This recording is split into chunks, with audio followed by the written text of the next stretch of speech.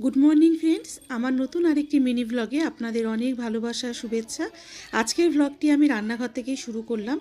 আমি স্নান করে আগে রান্নাঘরে চলে এসেছি।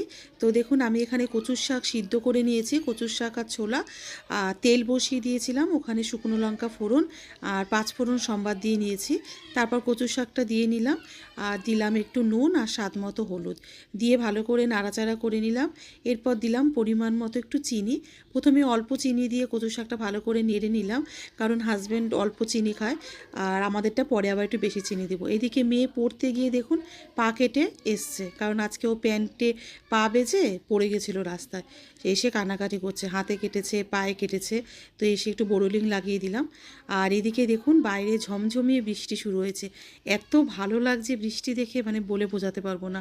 এই সুন্দর ওয়েদারে আমিও একটু পাখার তলায় বসে একটু ফ্রি সময় কাটালাম। তো কেমন লাগলো মিনি ভ্লগটি অবশ্যই